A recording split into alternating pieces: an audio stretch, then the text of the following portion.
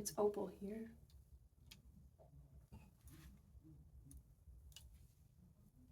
I love these glasses. They're for cosplay. And what's funny is that the person that wears them doesn't really wear the glasses to see either. They wear the glasses for fashion, so putting them on top of my glasses is really funny. Anyway, hello.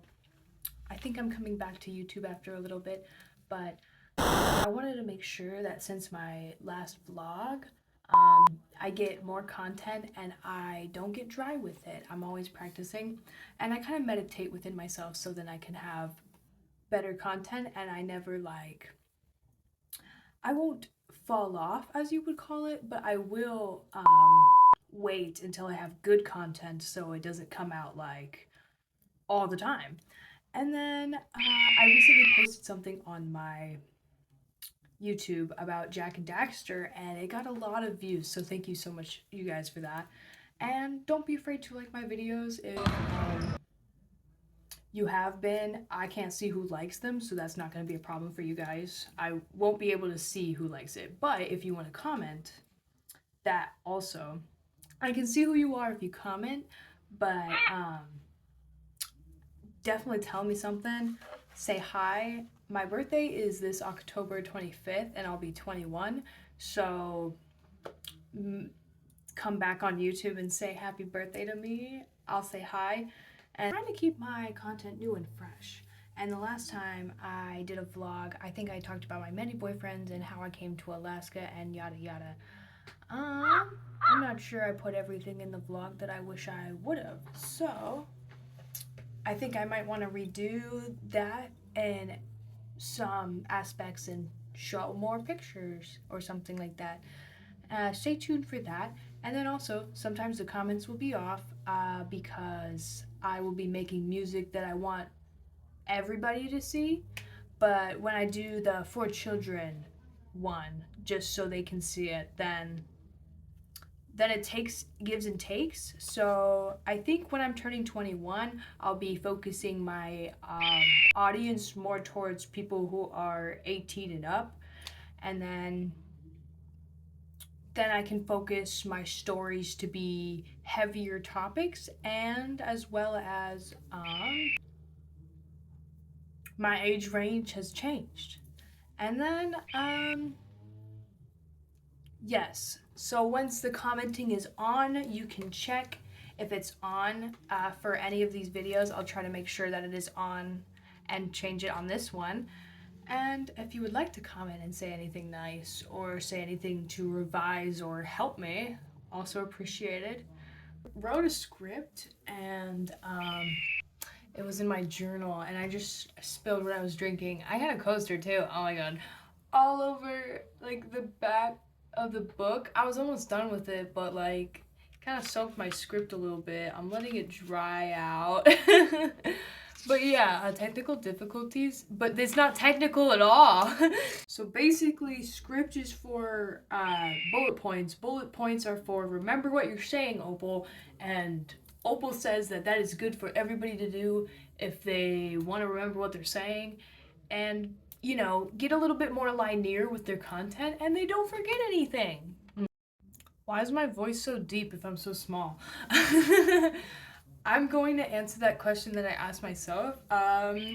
Because of how I heard high-pitched ladies when I was growing up, sometimes, and I found out this is true from just inquiring in these moments, but there are, you know, smaller girls that will be high-pitched or bigger girls that will be high-pitched to seem smaller and to seem nicer. I don't want to seem nicer. And when I was in like middle school and then out, I kind of like realized, well, besides that, you know, gender's a whole thing and what you should sound like with your voice, I would like kind of go through each construct that society made and I'd be like, I don't really like these. I like my voice. And although in choir I'm an alto and soprano, this is just kind of where my voice rests comfortably. And I am a little mucusy, so if you ever hear me like talking with mucus in my throat, it was just not a good day for me to start speaking online, I guess. I don't know. Point for that. I think that high-pitched voices are kind of annoying when and they don't really necessarily make you seem smaller unless you can't see the person, and they don't really make you seem nicer unless they're a nice person. So with that society thing, it doesn't work because I broke it. Paimon has like the highest voice, and I love that for her though. That's really funny. They made her voice higher for like whatever reason, but like throughout the content in the English version, you'll see that her voice gets higher and higher, and it's because the director said so. I think that the audience just needed it like that. I have no idea. Hi, you guys. Thanks for filming this. Now, I was going to move on the topics to reacting to some TikToks that talk about what I would like to talk about: feminism and Roe versus Wade. And then I think there was a couple of minor topics within that, like trans women going into women's sports. And then I was going to talk about that. Inserting myself into the conversation gives me the ability to speak on the subject, and I have a platform, so then I can speak on my platform and do so. And then also, I like to use my platform to teach, and I like to use it to be able to validate feelings and kind of look at different biases. Alright, so the first question is, am I a feminist? Yes. A feminist is someone who advocates for equal rights, specifically for women and men to have equal rights. Showing a TikTok to basically pause and react to, or just I'll show the whole thing and then I'll react to it. And then trigger warning here if you don't like the term of SA or any of those things related to that, trigger warning here because they will be mentioning that in the video. What about rape or incest? I got pregnant from rape. 4 years ago, I got pregnant from rape. I was raped for years of my life. I have physical symptoms of that. I have reproductive issues as a result of that. But I think it's important to say that babies like my daughter Rachel, as I talked about before, and babies like my daughter Mira, who I got pregnant with consensually, are the same. They're DNA-wise, there is nothing different in the DNA, the human DNA, between a baby who's conceived in rape and a baby who's conceived consensually. So you're telling rape women that they should be having their children? Are you going to make that decision for women that are raped just because of your experience? You think that it ended up being a good idea for you to have these children? Are you then going to stand here and say that all raped women should have their children? Are you going to stand here and say that children who are conceived in rape are somehow different than children who are conceived consensually? No, because I don't see a difference. Then why are you bringing it up? I would also say... Alright, that's from the video, and this is a question that I have asked myself.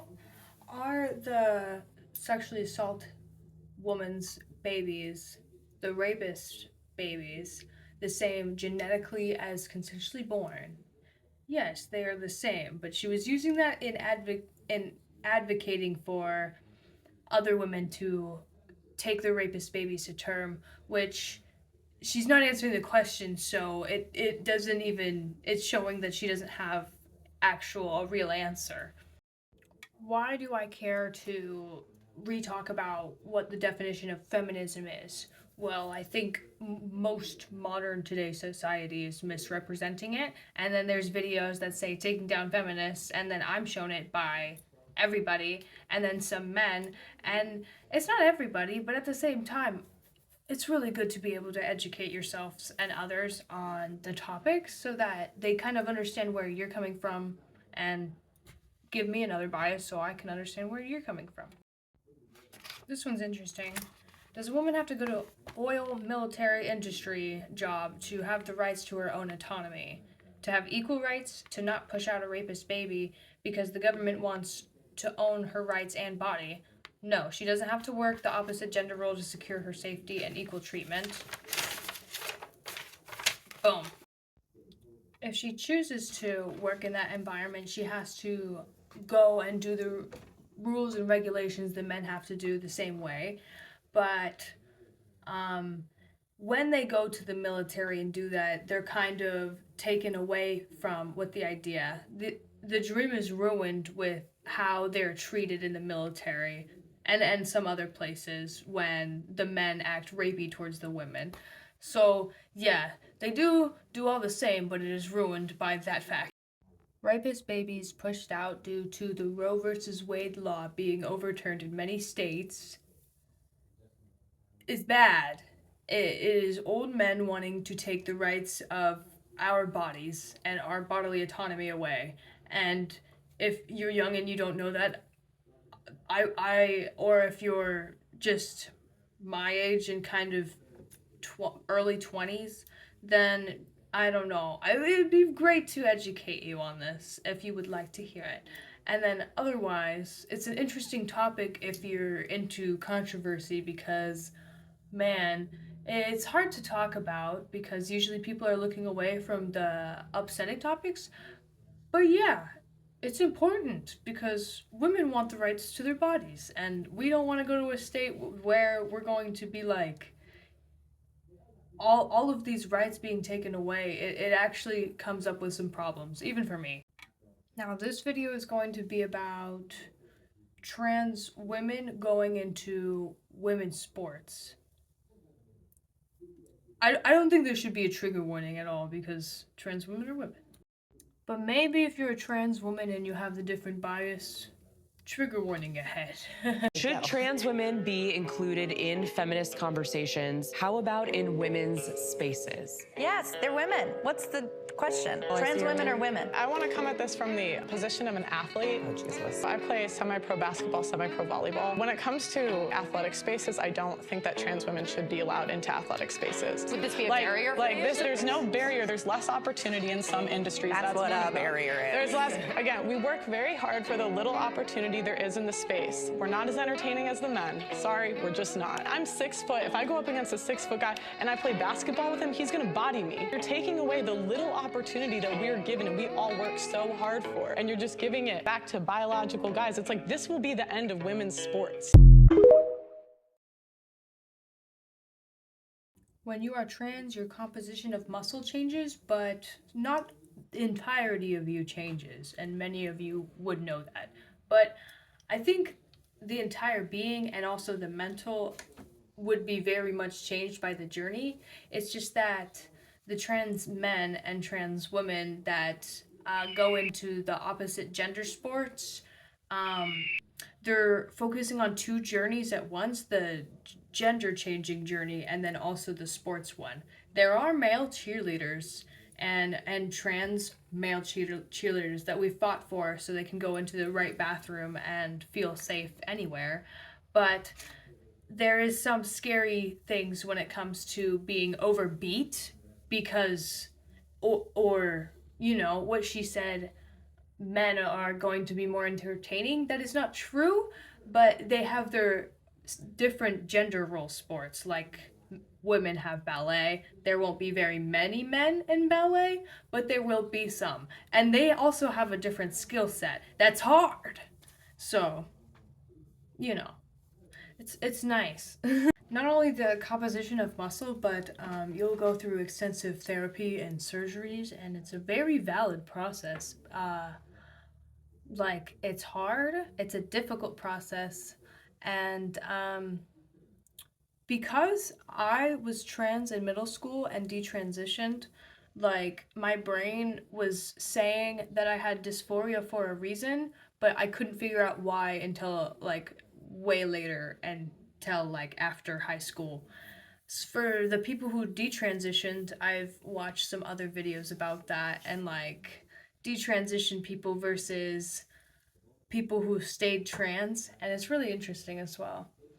Not doing hormones is a choice, but I really respect the people who have, and that is where I'm like, I would like to say my experience because I don't know, it's kind of relevant in the topic. Hey, check it out, I have a little Kirby. And so I didn't get any surgeries or do hormones, but for a long time I cut my hair. I didn't have very much much breasts, but then, you know, I kind of worked with not binding, but being a trans male was a happy place for me. And there was a lot of trans trending going on at the time, so if you were there, you knew. And that's kind of what it was called back then as well, trans trending. I kind of like that term, but I did not like that term when it was used to take away from the experience. I think that was the 2 videos that I was reacting to, so thank you for watching today. And thank you for tuning in on any of the definitions I was talking about. Um, Obviously, nobody really needs a reminder. It's just I needed a reminder. So, whoever actually enjoys my content, thank you. Not living under a box is important. Searching some content is somewhat important as long as it's relating to current day events. And then make sure you cross reference your sources so you can have, multiple ways to see how it goes, multiple biases as well. And obviously, I'm a feminist by the definition of it, but if you find another definition that doesn't fit me, show me it. That's very fun. And yeah, have a great day.